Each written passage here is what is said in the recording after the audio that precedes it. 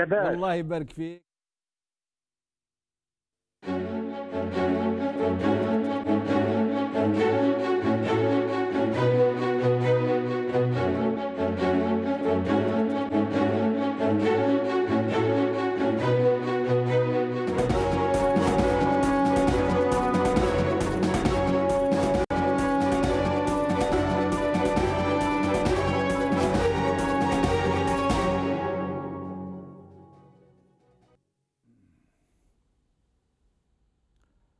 Salam alaikum Azul, bonsoir.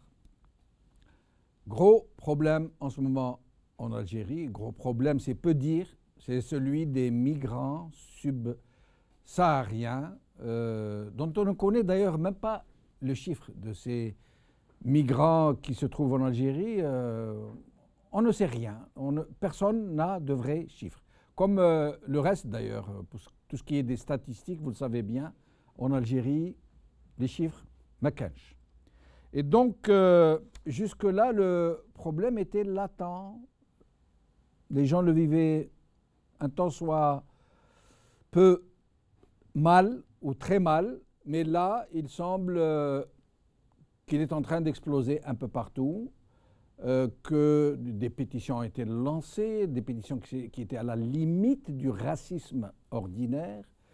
Et là, en l'occurrence, comme le fonds de commerce était trop juteux pour ne pas être exploité par les uns et les autres, M. Ouihia s'en est emparé et il a fait des déclarations très extrêmes, j'allais dire, pour rester poli. Tout de suite après, M. Msahel, le ministre des Affaires étrangères, a été dépêché illico presto pour ne pas laisser l'aubaine au seul Ouihia. Et donc, M. Msahel va dans le même sens et fait des déclarations tout aussi extrêmes. Et donc, en ce moment, il semble que des mesures se préparent pour contrer, dit-on, ce phénomène des migrants subsahariens. Nous allons voir quelques images ensemble. Quelques images, d'abord une vidéo filmée par un amateur à Batna sur un camp de ces migrants sud-africains. Salam alaikum. Wa alaikum. Salam alaikum. Salam alaikum. يضرب في البنت والله يشارجي التليفونات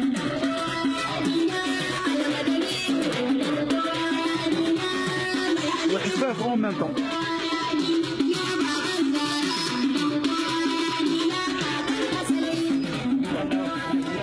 السلام عليكم. الله يبارك. الله يبارك. ماما خويا مدايرين صوب بيعوا ويشريوا.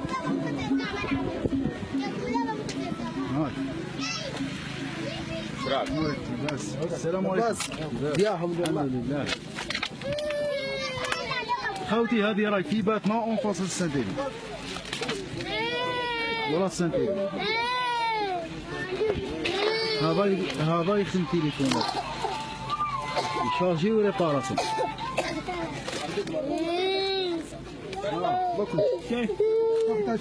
هذا يبيع لهم طلع عليه موطاسه. السلام عليكم. السلام عليكم. Alors, nous avons demandé à la régie de diminuer un peu le son du commentateur parce que certains propos sont à la limite du racisme. Donc nous allons nous contenter de regarder ces images. C'est un bidonville qui se trouve quasiment au centre-ville de Batna, en face de la Saint-TV, enfin pas le centre-ville, non pas le centre-ville, mais près du centre-ville. Et donc nous ne savons pas le chiffre, mais on nous dit que les gens qui vivent ici sont très nombreux, qui vivent dans des conditions infrahumaines, qui ne disposent d'aucun soutien, d'aucune prise en charge, serait-ce de l'eau potable, serait-ce des sanitaires. Voilà, donc ce sont des images très dures. Les commentaires de la personne qui les filme sont encore plus durs. On nous montre les images de ces gens dans leur vie de tous les jours. vous les voyez, ils sont en famille. Et là, ça se passe à Batna, mais c'est un peu partout dans quasiment toutes les villes d'Algérie.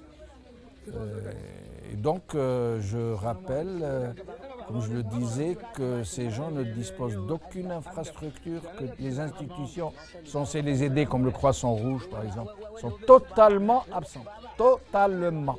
Ou alors, comme le Croissant Rouge l'a fait la dernière fois, il a mis ses centres à la disposition des services de sécurité pour en faire des camps quasiment de concentration, pour recevoir les migrants qui étaient expulsables et qui attendaient la mise en route de la procédure pour les raccompagner à la frontière. Le Croissant Rouge a servi à cela.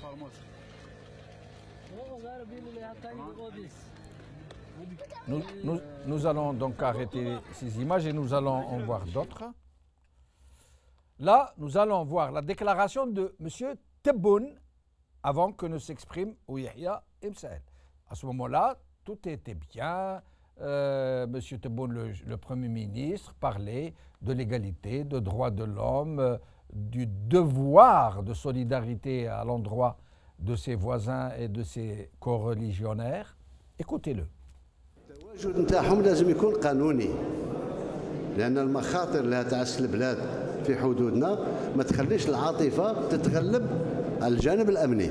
احنا الإحصاء راه ماشي من طرف وزارة الداخلية، من طرف الشرطة والدرك، الإحصاء راه ماشي، نعطوهم بطاقات رسمية تاع التواجد نتاعهم هنا اللي تفتح لهم الإمكانيات حتى في التشغيل. لن نسمح لأي أحد جمعية كانت أو مواطن أنه يلطخ السمعة تاع الجزائر على أساس الجزائر الإفريقية راها تضطهد الأفارقة. هذه نحاربها بكل وسائل تاعنا. Alors il nous dit que les statistiques sont en cours. Ça veut dire qu'ils ne les ont pas. Ils ne savent pas quel est le nombre de ces migrants subsahariens qui se trouvent sur le territoire algérien. Quelques jours plus tard, M. Ouihia sort du bois et écoutez ce qu'il va déclarer. هذو ما جاوا بطريقة غير قانونية. ثانيا القانون الجزائري ما يسمحش باستخدام اليد العاملة الأجنبية. اليوم عندنا الصينيين، الجزائر تعقد صفقات مع شركات صينية، الشركات الصينية جابت يد عاملة لكن يخدموا بكونترا دو ترافاي رينوفلابل. وهذه الجالية الأجنبية اللي مقيمة بطريقة غير شرعية فيها الجريمة، فيها المخدرات، فيها آفات كثيرة. فلا نقول للسلطات الجزائرية رفدوا الناس هذو رموهم من البحر ولا رموهم من وراء الصحاري، لكن الإقامة في الجزائر تكون بضوابط قانونية وما نخليوش الشعب الجزائري يعاني من فوضى. أما يقولوا لي حقوق الإنسان ولا حقوق الإنسان، أولا رانا سياد في دارنا. شوفوا دولة كبيرة في العالم تقول لك تبني حيط باش ما يجوهاش البرانية، ونشوفوا هما في أوروبا حبوا يجعلوا من الجزائر ودول شمال افريقيا حبوا يجعلوا منا معسكرات باش نحبس الافارقه ما يطلعوا. Alors ce qu'il faut souligner, c'est que M. Ouihia est en même temps, en plus d'être président du RND ou secrétaire général du RND, son parti, il est directeur de cabinet à la présidence de la République. Directeur de cabinet du président de la République qui fait une déclaration contraire, et très contraire même à celle du Premier ministre qui s'est exprimé quelques jours avant. Et plus que cela, M. Ouihia ne cache pas, en usant de tels termes qui sont à la limite du racisme et en accusant ces migrants de toutes les tares, de toutes les maladies, de la délinquance. Il ne cache plus ses ambitions présidentielles en allant flatter dans le sens du poil toutes les frustrations et tous les racismes. Mais le régime n'allait pas le laisser faire. Et tout de suite après sa déclaration, le régime envoya son ministre des Affaires étrangères pour faire une déclaration dans le même sens, pour dire que M. Ouihia n'est pas le seul à dire ceci. Écoutez. واضحا أن وراء الهجرة السرية والهجرة غير الشرعية في شبكات تهريب، في علاقات مباشرة ما بين هذه الشبكات وبعض المجموعات الإرهابية ومع الجريمة المنظمة. واحنا لاحظنا يعني في الاسابيع الاخيره يعني دفعه قويه غير عاديه من دخول بعض الافارقه جنوب الصحراء الى الجزائر. نحن واجبنا ودورنا كحكومه وكجزائريين ان ندافع عن سياده البلاد وندافع كذلك على امن بلادنا. Alors, d'abord, les titres d'aujourd'hui.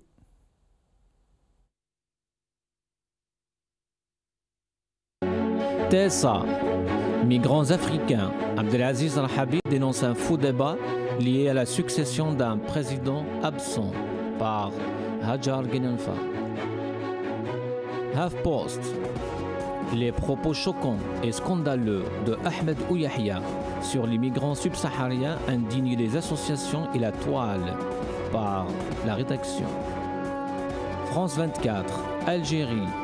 Le ministre des Affaires étrangères qualifie les migrants de menaces par la rédaction. Avec nous aujourd'hui pour en parler, Saïd Aknin, militant des droits de l'homme. Merci d'être avec nous, Saïd.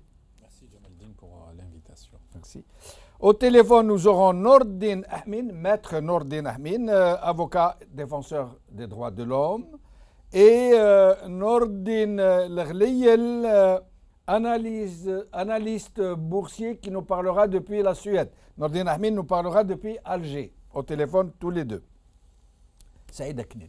Donc, cette sortie peu coutumière d'un Ouyahia qui ose défier en quelque sorte son establishment, son régime, qui agit en libéraux pour faire une déclaration qui contredit, qui est en contradiction avec celle du Premier ministre. Bonsoir aux téléspectateurs, merci. Bonsoir aux autres invités, merci pour l'invitation encore une fois. Peu coutumière pourrait, au conditionnel, m'étonner une telle sortie de celui dont je ne prononcerai absolument pas le nom pour salubrité publique. À ce point? À ce point, parce que les propos, quelle que soit la fin, une fin noble ne peut pas justifier des moyens ignobles. Quelle que soit la réalité, quelles que soient les circonstances, quand on parle de l'humanité, quand on parle de l'humain, on doit mesurer ses mots. On doit non seulement faire attention à la sensibilité, mais aussi s'en rappeler d'un certain élément de l'histoire, dont la grande histoire de notre pays. Notre indépendance, on ne l'a pas eue simplement par nos efforts, on l'a eue aussi par le soutien des frères pays voisins, on l'a eue par l'abnégation, le courage des hommes qui dépassent de très très loin, parce que eux, pour ceux qui y vivent encore, ils sont au sommet de leur humanité, quand ce genre de propos sont dans les abysses de l'inhumanité et de l'infra-humanité. Je condamne, nous condamnons, avec la plus grande fermeté, des propos, d'où qu'ils viennent, xénophobes, racistes. Et cette fois-ci, je pense que la ligne rouge a été dépassée. La première maladie dont est frappée l'Afrique est la corruption.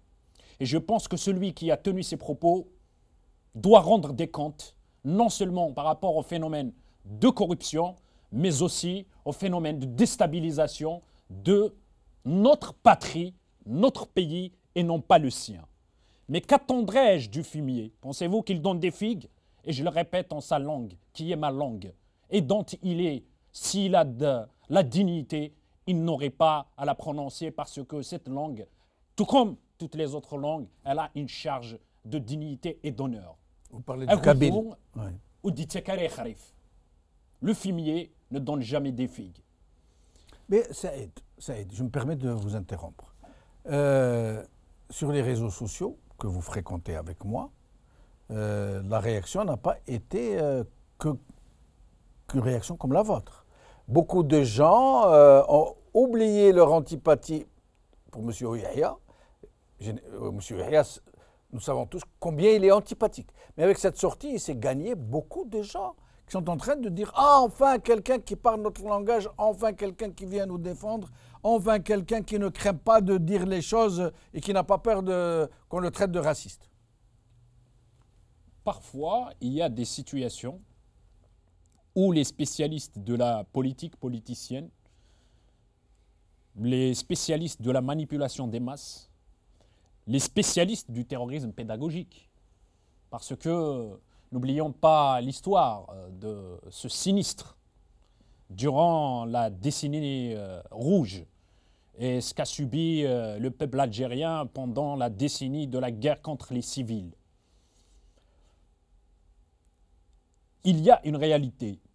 La réalité, c'est que le continent africain souffre de plusieurs maux. Le premier mal, c'est l'illégitimité des dirigeants. Le deuxième, c'est la corruption. Le troisième, c'est une richesse qui est devenue un handicap, c'est la profusion des matières premières dont un certain nombre de pays s'en servent par la complicité des dirigeants locaux. Ce qui a créé beaucoup de guerres, déstabilisation, des souffrances. Et quand il s'agit de souffrances humaines, le peuple algérien a une grandeur humaine, il est connu par son hospitalité. Mais quand le phénomène il est manipulé, je m'explique pourquoi il y a manipulation du phénomène. Le ministre des Affaires étrangères a déclaré dans ses propos que ces dernières semaines, nous assistons à un phénomène inhabituel. Une sorte de flambée, une sorte d'arrivée massive de subsahariens. Exactement. Eux qui ont l'habitude de nous chanter des frontières sécurisées. Eux qui ont l'habitude de nous chanter la force pour justifier les dépenses faramineuses pour pouvoir toucher les rétrocommissions dans l'institution militaire. Aujourd'hui, ça confirme que nos frontières ne sont pas si sécurisées que ça. Elles sont poreuses si le phénomène n'obéit pas à des logiques claniques. C'est-à-dire, il y a un clan qui a laissé faire pour pouvoir déstabiliser l'autre clan. Mais au point où ils ne savent même pas le chiffre de ces migrants, ils n'en ont même pas la moindre idée. Ils ne savent pas s'ils sont 100 000, 300 000, 1 million, ils ne savent rien. Ils sont en train de faire des statistiques. Il est possible qu'un pays en arrive là, au point où il n'arrive même pas à chiffrer les entrées sur son territoire de migrants, non seulement au niveau des frontières, mais même sur les lieux de leur établissement. Quand un pays est englué plus dans les luttes claniques internes que dans l'intérêt du peuple, que dans la sécurité nationale, que dans la souveraineté nationale. Sinon, le premier élément, on répense au Premier ministre qui disait que la souveraineté nationale, en essayant avec une formule, je ne sais pas d'où il la ramène, d'opposer le sentiment à la sécurité. Nous savons que leur frontière cognitive, c'est la sécurité, le bâton, l'émeute et la répression. Et d'ailleurs, hier aussi, c'est pour vous donner une indication, le ministre des ressources en eau a déclaré qu'il faut créer une police qui va surveiller l'utilisation de l'eau. Ils ne savent agir que dans le cadre de la répression, que dans le cadre sécuritaire. Une autre déclaration m'aurait étonné. Ils ne savent pas aller dans le sens du dialogue, ils ne savent pas c'est quoi l'arbitrage, ils ne savent pas c'est quoi la médiation, ils ne savent pas c'est quoi le travail de terrain. Et au jour d'aujourd'hui, d'un certain angle d'analyse, ils ont laissé faire pour se proposer par la suite comme sauveur. Exactement. Restez avec nous, Saïd Aknin. Nordin Ahmin, vous êtes avec nous? Nordin Ahmin? Nordin Ahmin, vous m'entendez? Est-ce que Nordin Ahmin est avec nous, s'il vous plaît? Nordin Ahmin?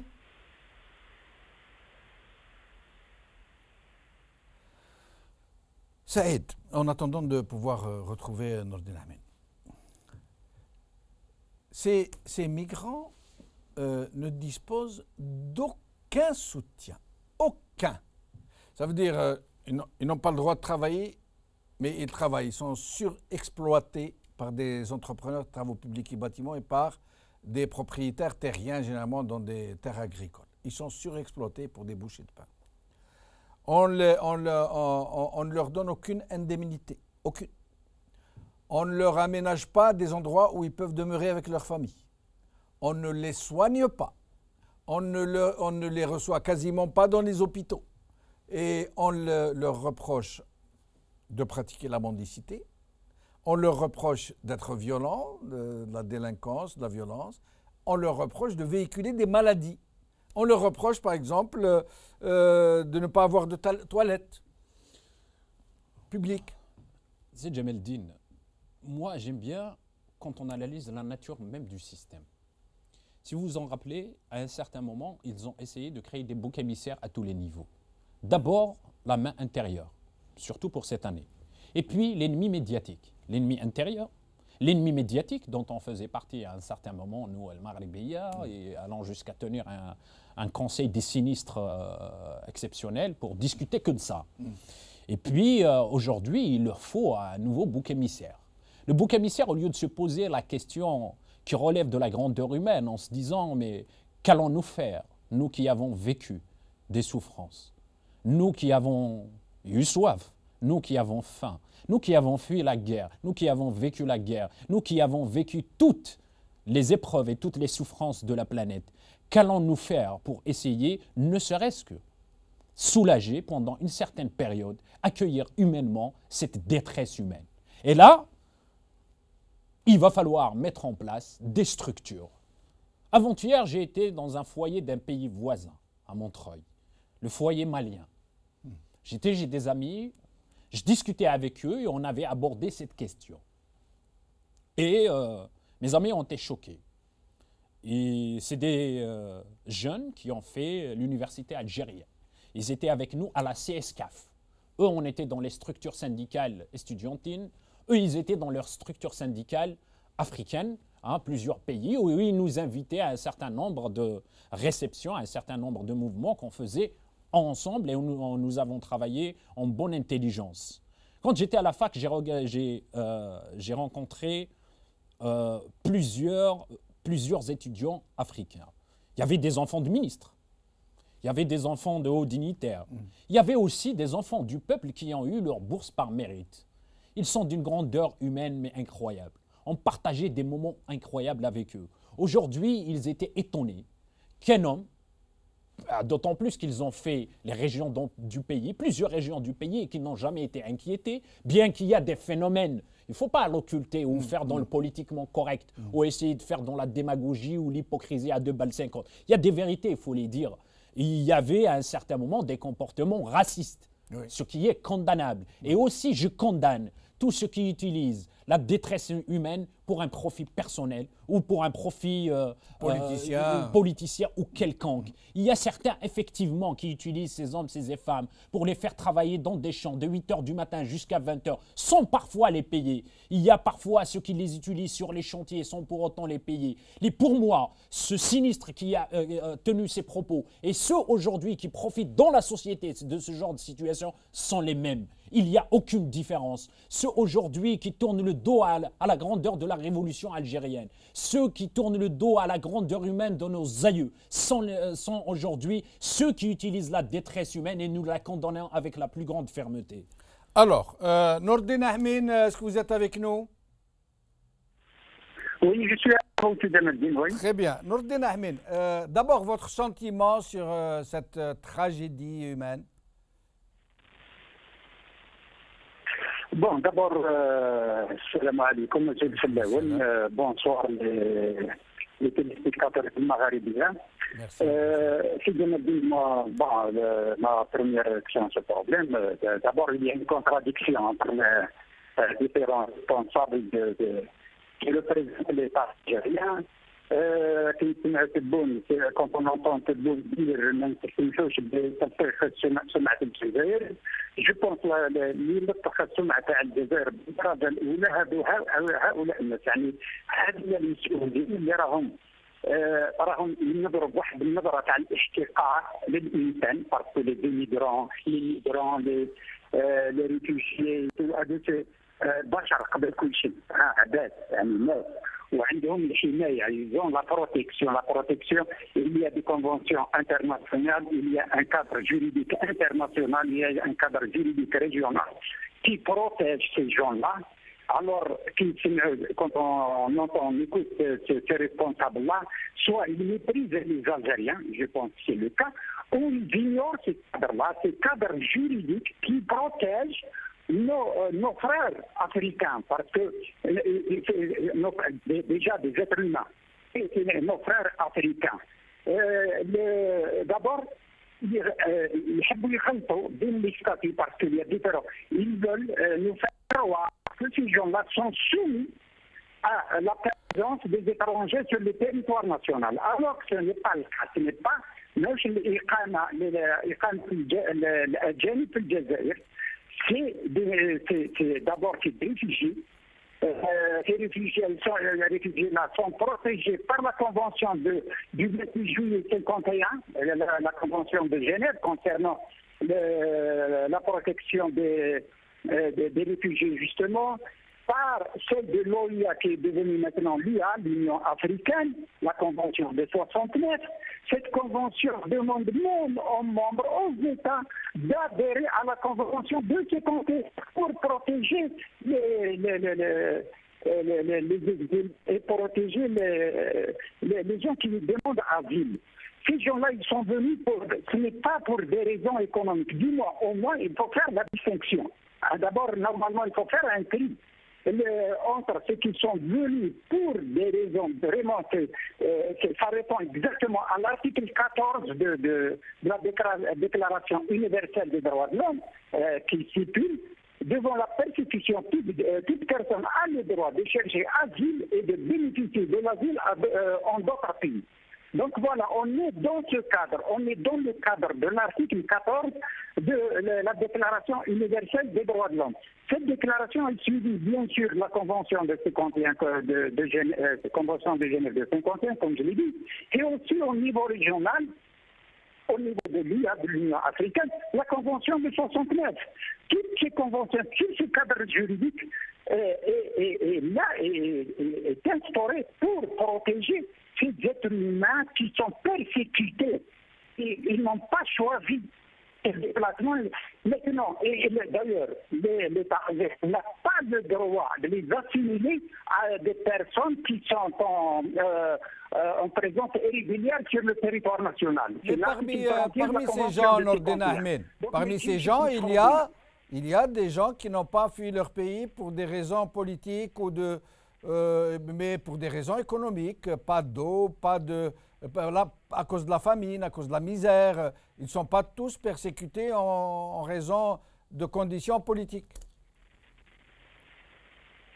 Mais d'abord la raison, la présence massive de ces personnes sont dues essentiellement aux guerres. Il faut rappeler ça. Et voilà, on a connu ça. C'est une fois qu'il y a eu la crise du Mali, c'est là où il y a eu une présence massive de ces personnes. Donc la vraie raison, c'est justement la fuite de la guerre, c'est la fuite c'est des gens qui sont d'une manière ou d'une autre persécutés. Donc on n'a pas le droit de les assimiler à un autre type de présence étrangère. Voilà, donc maintenant, c'est vrai, il appartient à l'État algérien de faire le tri. Maintenant, s'il y a un problème d'irresponsabilité, il y a un problème de gestion de ce phénomène. Nos responsables sont tellement incapables, donc aujourd'hui ils sont submergés. Il y a aussi même le cadre juridique international et régional, comment dirais-je, organise ça convenablement, c'est-à-dire la prise en considération dans le cas où l'État est submergé, il demande l'aide des autres États dans la Convention. Maintenant, si l'État algérien est tellement incapable d'affronter ce problème, il n'a qu'à demander aux autres États signataires de la Convention de 69 de l'aider. Et voilà comment... Mais Nordin Ahmed, je pourrais vous rétorquer que ce régime ou cet État, comme vous l'appelez, l'État algérien, n'est même pas en mesure de faire face à son propre chômage. Je rappelle que nous avons un taux de chômage de 30% au moins, même s'il n'est pas déclaré. Je vous rappelle que nous avons le phénomène des harragas, ou des centaines de milliers, si ce n'est des millions de jeunes Algériens qui rêvent tous de pouvoir s'arracher à leur terre et se jeter à l'eau pour essayer de quitter leur pays. Je rappelle les grandes difficultés rencontrées par les Algériens face à un système politique qui n'est pas capable de faire face à leurs besoins autrement que par l'argent de la rente pétrolière. Donc, est-ce que nous avons les moyens, très sincèrement, de pouvoir faire face à cet afflux de migrants qui promet d'être de plus en plus important?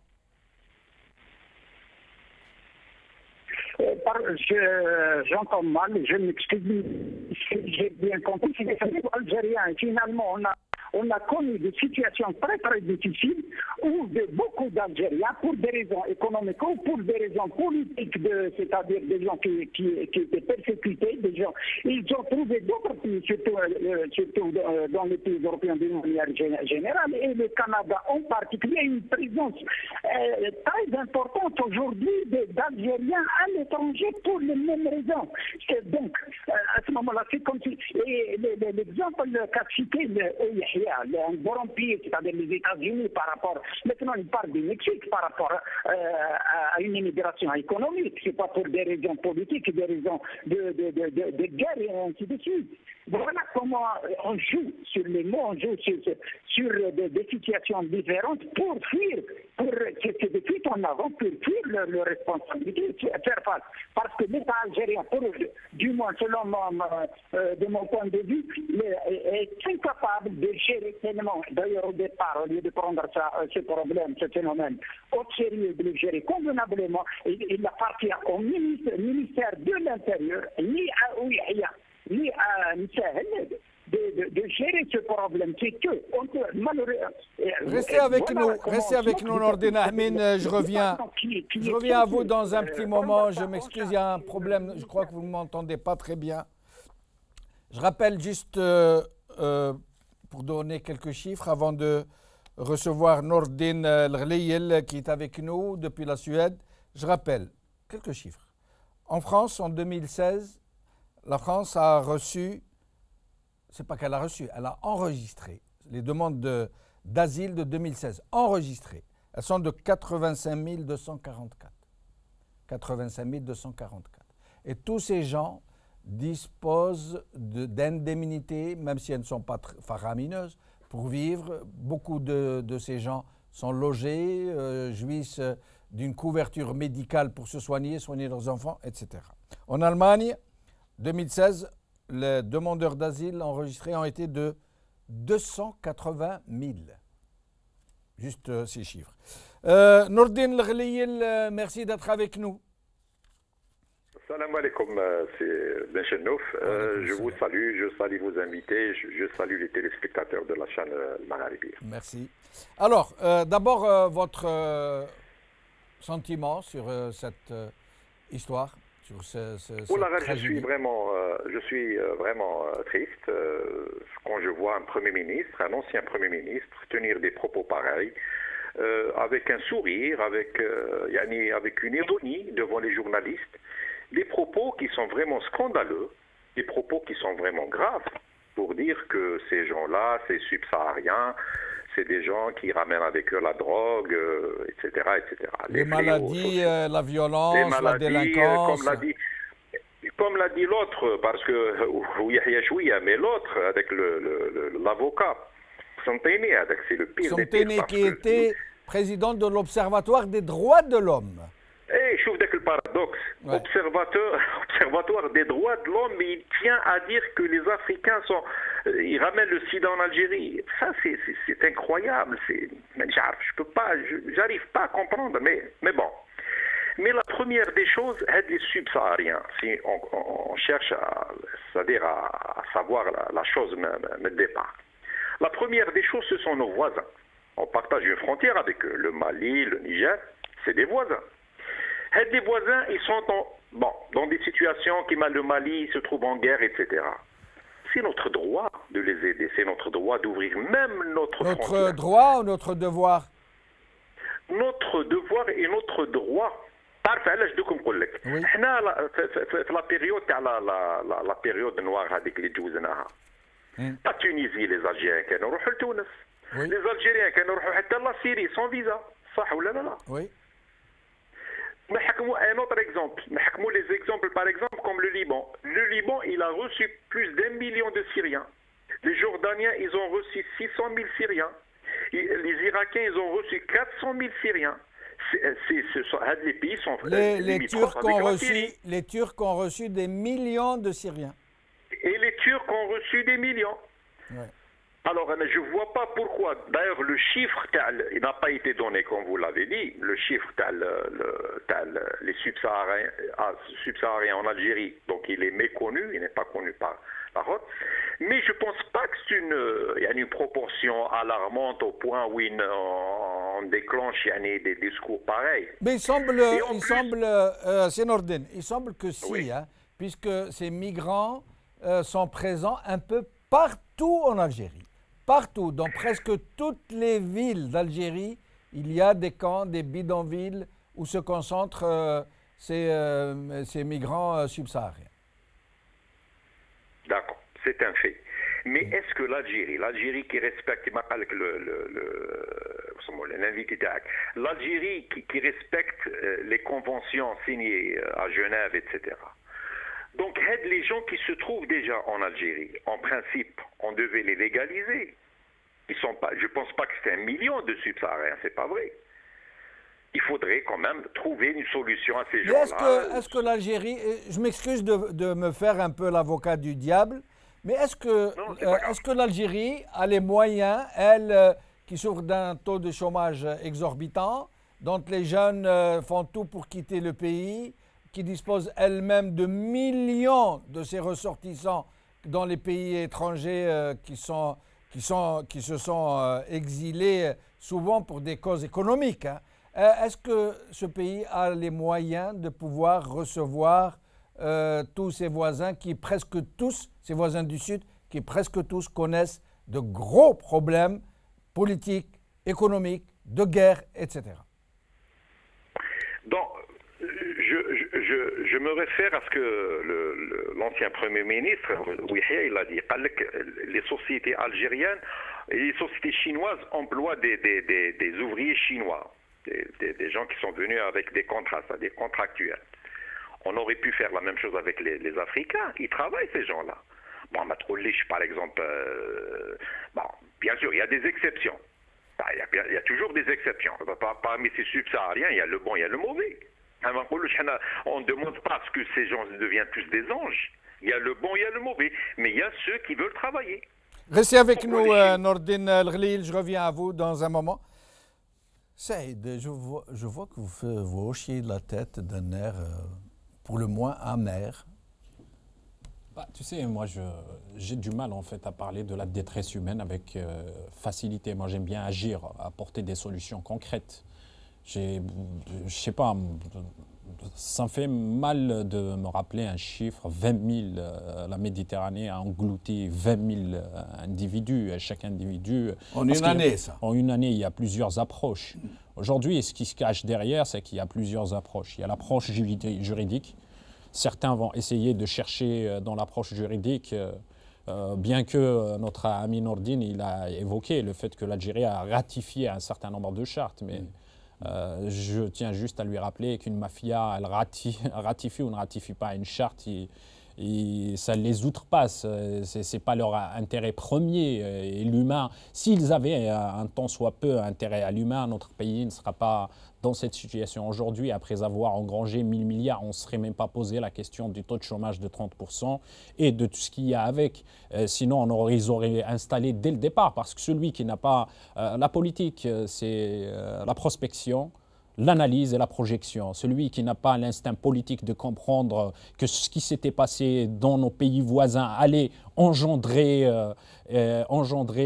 une situation de migration, une situation de réfugiés et frapper d'une nécessité politique. Et comme ils n'ont de vue que pour ce qu'ils vont voler, ils n'ont pas vu venir, sinon ils auraient anticipé en installant des centres d'accueil, en faisant le recensement. Et on a vécu des situations incroyables où des femmes enceintes ont été refusées dans des cliniques et des hôpitaux pour qu'elles puissent accoucher. Ça, c'est le comble de l'inhumanité.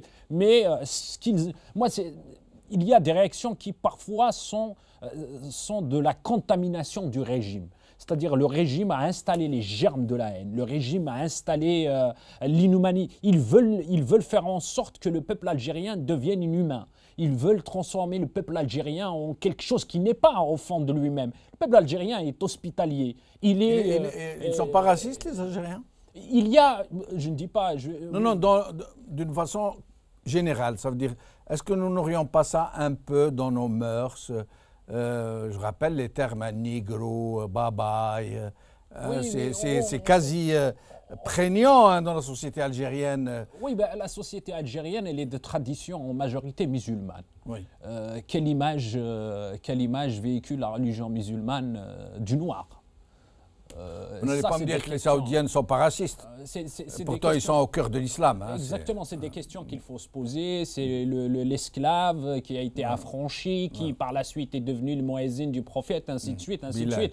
Mais est-ce qu'on a fait l'effort aussi de transcender ces questions? Je pense que pour ce qui est de la conscience, elle a transcendé ces questions. La conscience, elle a opté pour plus d'accueil, de sérénité. Si tu permets juste, je vais finir avec les deux approches parce que c'est ça le plus intéressant et je pense que c'est la troisième approche, c'est la mamelle nourricière des propos de ce sinistre parce que c'est l'approche du dépeuplement. Cette approche du dépeuplement, c'est ceux qui disent aujourd'hui que le Nigeria, d'ici 2025 ou 2050, je ne me rappelle plus l'étude qui a été faite, ils seront à plus de 100 millions, 250 millions, et qu'ils ne pourront pas les nourrir. Et que ainsi de suite. Et quand on essaye de ramener ça à l'échelle macroscopique, on va se retrouver dans les propos de l'extrême droite, et ici en Europe, dont Marine Le Pen et dont certains républicains aux États-Unis. Et heureusement d'ailleurs, Trump a été débouté par un pays où réside la justice par rapport à son mur. Le dépeuplement, ils disent que d'ici 10 ans ou 20 ans, il y aura 6 milliards de personnes. Et la planète, elle ne pourra pas les nourrir. Mais nous sommes déjà 7 milliards. Ou 10 milliards. Et la planète, elle ne pourra pas les nourrir. D'où la nécessité, justement, d'éradiquer. De défertiliser. De défertiliser, mais d'éradiquer 50%. Là, je retrouve justement la mamelle nourricière de celui qui a tenu ces propos. C'est dans le dépeuplement. L'éradication. L'État n'en a pas été à un certain moment un éradicateur? Oui, et comment? Et la nature ne change pas. La nature, elle ne change pas, elle reste telle. Je vous rappelle, juste Saïd Ouyahia, quand il avait donné le chiffre un jour, les journalistes avaient un peu coincé, lui ont dit quel est le chiffre véritable des morts durant cette décennie rouge ou noire? Il leur a dit, là je vais vous donner le chiffre, puisque vous insistez, je vais vous le donner. 35 000. Et une semaine plus tard, le président Bouteflika avait déclaré qu'il y a eu 200 000 morts. C'est un peu pour vous ramener au cynisme de ce monsieur... de ce sinistre personnage. Voilà. Nordin Ahmin, au début des années 2000, l'Europe avait opté pour un plan cynique pour le moins qui s'appelait Frontex. Frontières extérieures. Et donc, ça veut dire constituer autour d'elle, autour de l'Europe, des États tampons qui pourraient arrêter donc le flux migratoire qui était dirigé vers elle. Je vous donne un exemple. Ça veut dire pour le grand flux africain, subafricain à destination de l'Europe, les tampons naturels de la même Europe étaient les pays du Maghreb. Libye, notamment, Tunisie, Algérie, Maroc et Mauritanie. Est-ce que nous ne serions pas en train de jouer d'ores et déjà ce rôle, Nordin Ahmin? C'est possible, tout est possible hein, dans la mesure où il n'y a pas une vraie politique, il n'y a pas, dans la mesure où la vraie souveraineté n'appartient pas au peuple. Donc on n'a pas un État de droit solide, un État de droit qui ne compte, ses dirigeants ne comptent pas sur l'extérieur, ne comptent pas sur les pays étrangers, des responsables étrangers pour les maintenir au pouvoir. Bien sûr, maintenant, les Européens ils travaillent pour leurs intérêts, c'est tout à fait normal. Et la solution de rechange, en effet, c'est là devant l'importance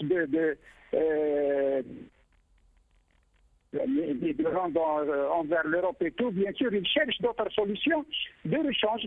Et la solution des pays du Maghreb, bien sûr, elle peut être envisagée comme la meilleure solution pour eux. Et tout bien sûr, il y a une forme de marchandage, hein, en fin de compte, ces pays-là, ils vont accepter pour des raisons de soumission, tout simplement. C'est ça le vrai problème. Tout à l'heure, j'ai entendu l'un de vos intervenants, je n'ai pas bien écouté, en ce qui concerne l'évolution à l'échelle mondiale de l'humanité et tout. Et aujourd'hui, l'Algérie, elle a des capacités énormes qui ne sont pas exploitées sur le plan économique pour des raisons de gestion, pour des raisons de gouvernance. Automatiquement, maintenant, il se retrouve dans un vrai problème avec les migrants, avec ces exilés, ces gens-là qui viennent des pays du sud de l'Algérie. Et voilà, ils se retrouvent dans une situation catastrophique. Ils ne peuvent pas faire face à la situation dans la mesure où l'Algérie aujourd'hui se retrouve dans une crise, du fait de la gestion uniquement, ce n'est pas pour d'autres raisons, du fait de la gouvernance, du fait de la responsabilité de nos responsables. Et aujourd'hui, demain, ils seront acculés, ils seront obligés d'accepter des solutions que les dieux nous céderont, comme on dit. Merci Nordine Ahmin, restez avec nous jusqu'à la fin de l'émission. Nordine, est-ce que l'État algérien ne serait pas bien inspiré de déclencher une sorte d'organisation des secours et de demander l'aide de l'Occident pour pouvoir faire face aux besoins de cette population d'immigrés? Si les choses deviennent alarmantes, si la situation s'empire et devient vraiment alarmante. Mais comme votre invité l'avait dit auparavant, c'est le discours officiel le gouvernement quand il dit que nous avons une armée solide, nos frontières sont sécurisées, il n'y a pas ce flux. C'est ça ce qui étonne, c'est que ces gens viennent des frontières. Donc si nous avons des frontières bien sûres, bien sécurisées, ces immigrés ne peuvent pas rentrer. Mais moi je suis pour le principe que ces gens-là, qui sont déjà en Algérie, que l'État algérien doit prendre soin de ces gens-là. Et surtout les enfants. Je vois les enfants de 6 ans, 7 ans, les talbots, qui montent dans les rues, c'est incroyable. Il n'y a pas, on dirait que, parce que ça, vous ne le trouverez pas en Europe. Des enfants, vous ne trouverez pas des enfants qui montent dans les rues. Ah si, en France, il y a des enfants de Roms notamment et des petits-enfants syriens qui mendient dans les rues. Ils ne sont pas des masses, Suède, mais ils existent. Oui, en Suède, nous avons les Roms, les gitans à la Roumanie, mais ce n'est pas les enfants. Donc il y a une autre conception. Mais un point essentiel, qui m'a au début, c'était la conception du racisme. C'est vrai que les Algériens, je suis étonné comment certains Algériens, mais certains, ils banalisent le racisme. Pour eux, par exemple, les déclarations de M. Ouihia, ça fait ni chaud ni froid. Voilà, c'est normal. La façon de voir le racisme, parce qu'il y a autre chose, il y a le vide juridique. Que dit la loi algérienne contre les propos racistes? Où je trouve la loi algérienne? Est-ce que la loi algérienne condamne un homme qui fait un discours raciste? Ce serait intéressant de le savoir. J'avoue que je n'y ai pas pensé moi-même. En effet, nous pourrions demander à Maître Ahmed. Oui, vous parle du cas de la Suède. Si vous insultez un peuple ou une race, vous pouvez avoir jusqu'à 1 année de prison. Merci Nordine Laghliyel. Je suis désolé de vous interrompre, mais c'est vous qui m'avez donné l'occasion. Je vais revenir à Maître Ahmin pour moins d'1 minute. Maître Ahmin, est-ce qu'il y a des lois qui sévissent contre les propos racistes en Algérie? Maître Ahmin, est-ce qu'il y a des lois algériennes qui sévissent, qui punissent le racisme, qui punissent les propos racistes? Ah oui, bien sûr, mais maintenant quand il y a un vide culturel, quand il y a un vide politique, quand il n'y a pas un encadrement suffisant pour de la société et tout, bien sûr, on cultive ce genre de choses, bien sûr. Non, vous m'avez mal compris, vous ne m'entendez pas très bien, Nordine Ahmin. Est-ce qu'il y a des lois? Est-ce qu'il y a des lois? Allô? Est-ce qu'il existe des lois algériennes contre le racisme?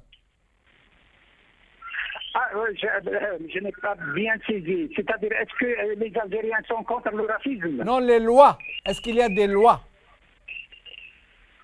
Ah oui, absolument. C'est-à-dire des lois. Il y a la loi pénale, bien sûr, qui réprime toute forme de racisme, bien sûr. Mais maintenant, c'est dans la pratique. C'est ça le problème. Quand il n'y a pas une volonté d'appliquer strictement la loi, de respecter la loi. Et je me permets de vous interrompre, Nordine Ahmin, nous arrivons à la fin de l'émission, malheureusement. Du respect de la loi. Je vous remercie, Nordine Ahmin. Par ceux qui sont censés l'appliquer. Merci, Nordine Ahmin. Je reviens à vous, Saïd Aknin. Je vous en prie. Le mot de la fin, et si possible, cet aspect raciste du discours de Ouyahia, qui n'a été quasiment pas relevé, ni par la classe, par l'intelligentsia, comme on dit, ni par la presse, ou très peu, ou si peu. Tout à fait. Moi, je trouve qu'il y a une certaine forme de silence complice dans la politique politicienne et dans ce fonds de commerce qu'ils sont en train d'utiliser sur le dos de la détresse humaine. Pour cette raison, je lance un appel. Je lance un appel au peuple et à la jeunesse algérienne en leur disant, vous savez, la déliquescence des institutions de l'État, ce n'est pas les subsahariens, c'est le régime en place. Les 1 000 milliards qui ont été dilapidés, ce n'est pas les subsahariens, mais c'est le régime qui est en place. La situation chaotique dont vit le pays aujourd'hui, qui n'est même pas incapable d'offrir assistance à la détresse humaine, c'est le régime en place et non pas les subsahariens.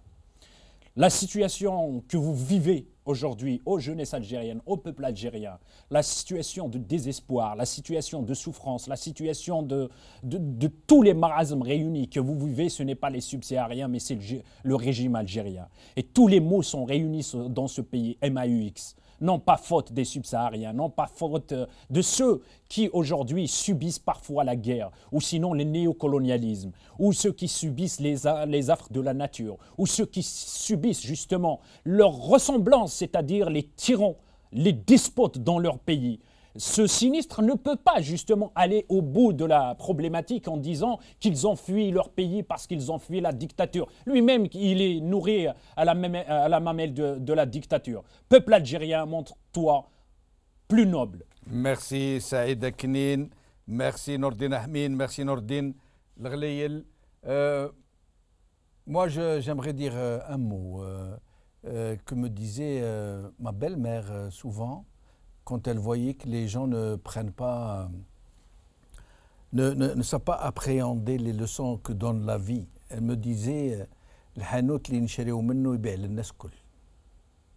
veut dire que nul n'est à l'abri de la détresse et qu'au moment où on est capable de pouvoir venir en aide aux plus faibles, aux plus démunis, à ceux qui ont fui leur pays, qui sont arrachés à leur terre, et personne ne s'arrache à sa terre de gaieté de cœur, alors il faut l'aider. Il faut un mot. Juste une parenthèse. Oui. Je rends hommage à ces enfants du peuple, aux associations qui apportent aujourd'hui aide et assistance à ces réfugiés. Merci de l'avoir dit. Merci. Vous êtes les lumières de l'Algérie. Merci de l'avoir dit.